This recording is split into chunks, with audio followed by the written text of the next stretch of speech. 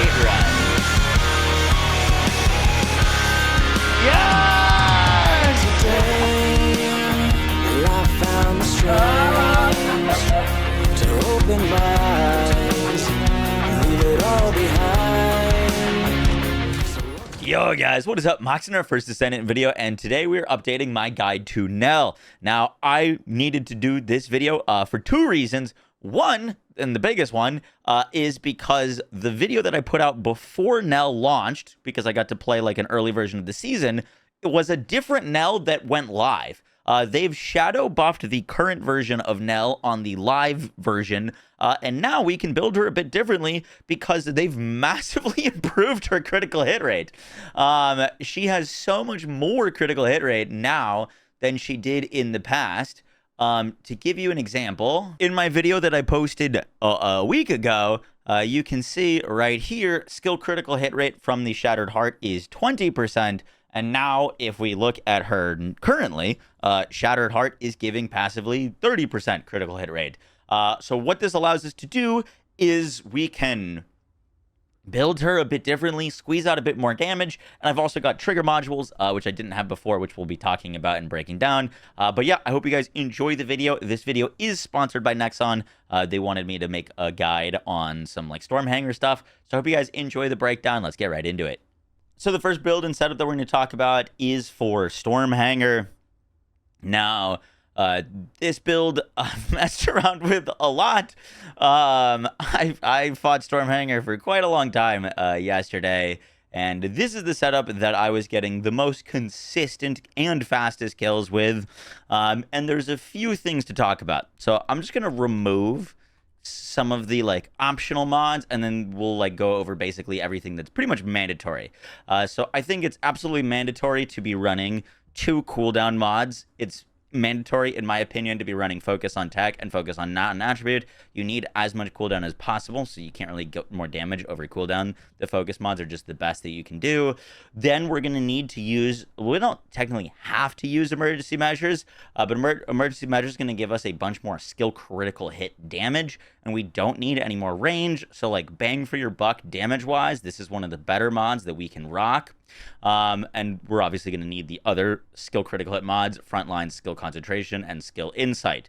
And so basically, I think this is all of the mandatory mods for her bossing. And then it comes down to a bit of personal preference. For Stormhanger, like, personally, I thought I was going to have to run HP, and I was running HP for a while.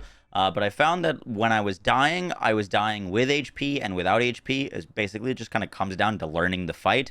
I would probably recommend running an HP module for your first, like, I don't know, 10 plus kills, just so you can get a feel for how to dodge his attacks and the flow of your abilities and combat.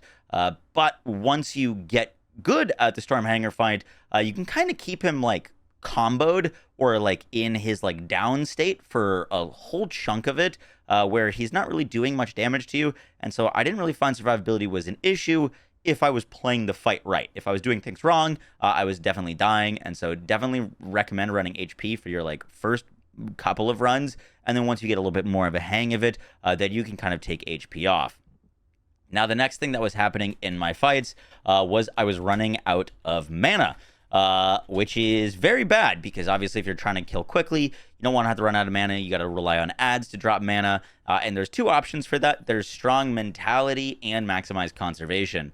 Now I was finding that if the fight didn't go my way, as in like maybe I missed a 4 ability or I was missing some 1s, I could get away with just using Strong Mentality and squeak out the damage to kill him.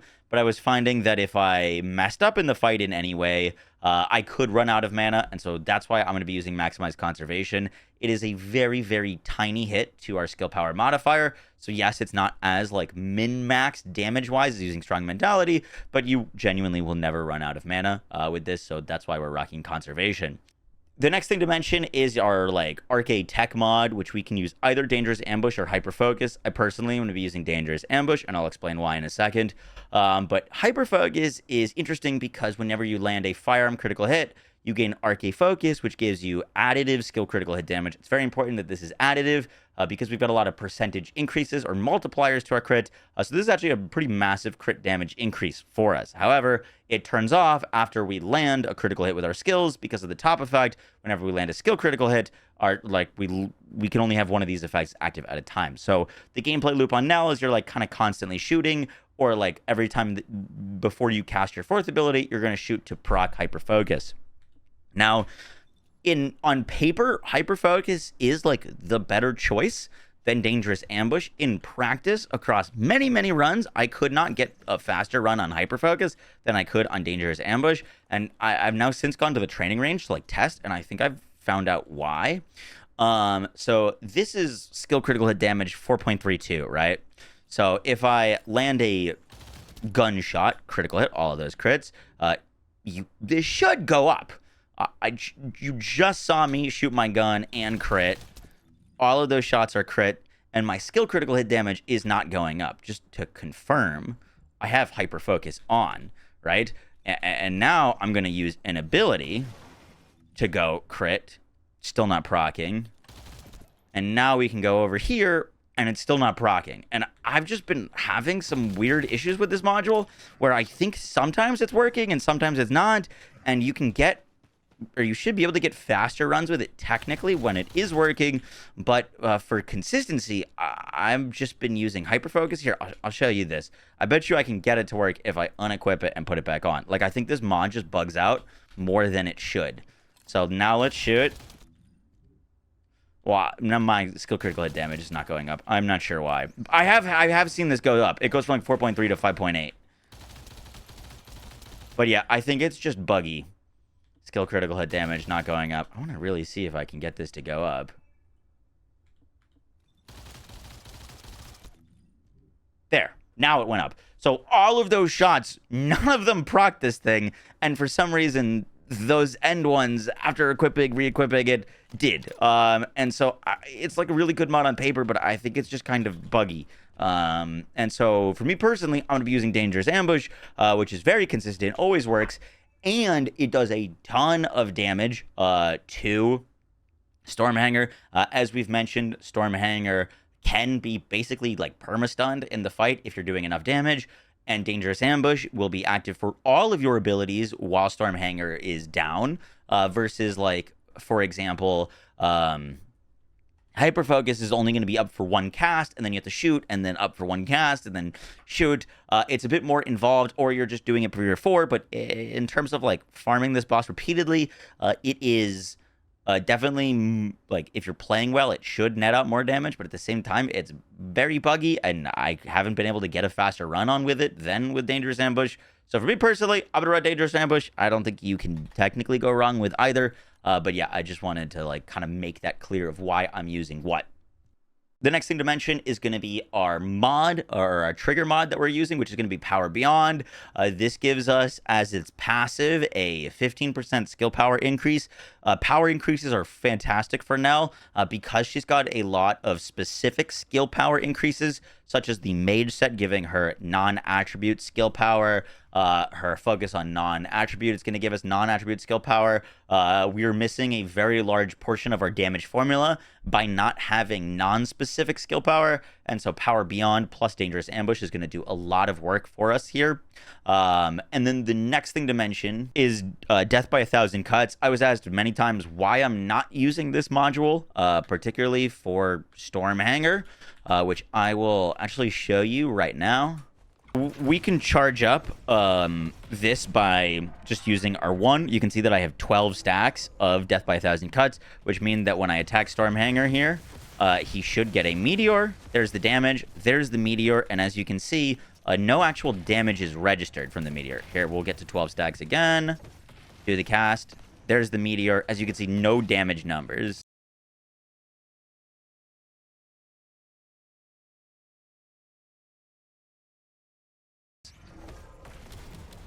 There's the meteor, no damage numbers. So it in theory would be a pretty decent mod. There's the meteor, no damage numbers. In theory would be a decent mod for this. but it just doesn't register on Stormhanger. For your reactor and components, you're going to want a non-attribute tech reactor with a tactical rifle mounting, because we're going to be using the Secret Garden, and then damage when attacking Colossuses and skill cooldown. The Secret Garden is going to be the gun that we are using.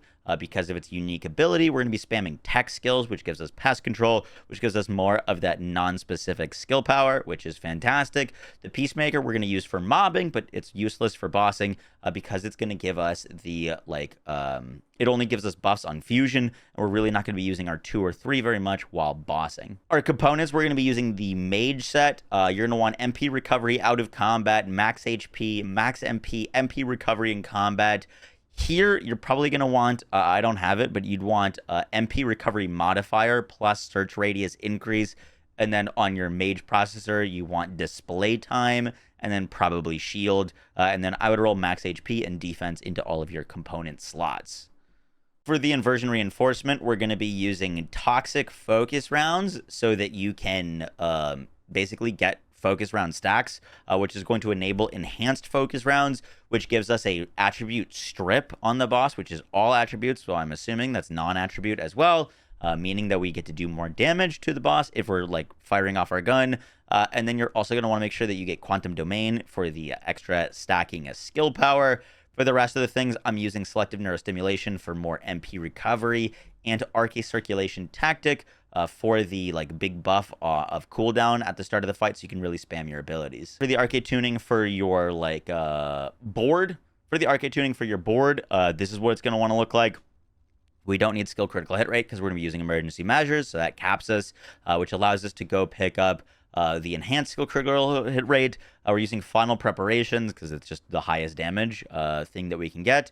It's going to give us more of that non-specific skill power whenever we're using our 4. We can also grab the additional damage when attacking Colossuses. This is why you need this on your reactor, because this will increase that damage of your reactor roll. And then we're not using range because range is not needed for bossing. So next, let's do a Stormhanger kill and kind of just walk through it. So I'd imagine it'd be helpful. So a few tips. First, you want to spam your 1 when you get in, because that's going to start our stacks of our Quantum Domain and our Secret Garden.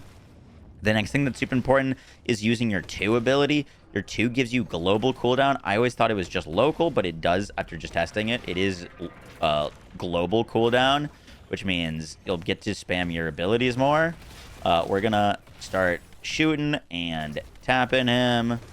I am still shooting at him for the focus rounds. As soon as we get our 4, we're always going to want to make sure that we hit him with it. Perfect. Let's hit him with that while he's down. While he's doing this, I always just pop another 2 just to make sure that our cooldown is good. When you see him do that laser, you can jump up into the air, hit him with another 4. Boom. Get some shots in. And he should be dead. Boom. Oh. Could have had a nice little 45-second there. I think it ended up being 48? 47. So yeah, that is the fight. All right, now we can talk about the mobbing and void erosion sections. So for normal mobbing on Nell, if you're going to go out in the Axion Plains, this is the build that I'd recommend. The big changes here is we're going to be using Focus on Fusion. Focus on Fusion gives us more damage for her 2, which is mainly what we're going to be using. It's not a lot of damage for the explosion. It's only a 3% damage increase on the explosion, but it's a massive damage increase for the constant dot that Breach Link leaves. Even after you detonate this still leaves its dot. So Focus on Fusion is awesome for that. And then we're also going to add Amplification Control. The 2 has a 300% radius or max expendable range. So skill expansion plus Amplification Control with our Arche Tuning board will get us there. And then you can just pop the 2 and detonate it with the 3, or pop the 2 and then detonate it with the 2 to deal massive amounts of damage. And with Power Beyond, even without activating the 3, you're still going to get the toe effect. So you'll still group up enemies if you need to slam them with your 1 or 4, if there's anything tanky. But most of the time, your 2 and 3 or 2-2 combo will just nuke everything. For mobbing specifically, the other changes that you're going to want to make is you're going to want to use a reactor with skill cooldown and probably crit damage. Mine has fusion on it right now. But the main thing is you're going to want to use the Peacemaker because we're going to be spamming out the 2. The Peacemaker is going to give us a whole lot of damage. But it's really like only if you're using your 2 fairly often to keep up the stacks of it. So Peacemaker is what you're going to be using for mobbing. Now, for Void Erosion, I've spent a lot of time tweaking this. I was originally not going to use emergency measures. I was using conservation, and then I did a bunch of runs, and I figured out that, like, I don't really need conservation. I was never having mana issues. And what I did add is power increase. Now, with power increase, we lose a little bit of skill cooldown. And if you want to use the skill cooldown, you can. You definitely get to spam your 1 a little bit more. But power increase gives us like an 18% damage increase on the build. And that allows us to one-shot most elites in Void Erosion with the use of our 1. And it gives us enough damage to one-shot the final boss of Void Erosion, which is really, really nice. And then we also slapped on emergency measures here. I didn't think I was going to end up using emergency measures, but it's even more damage.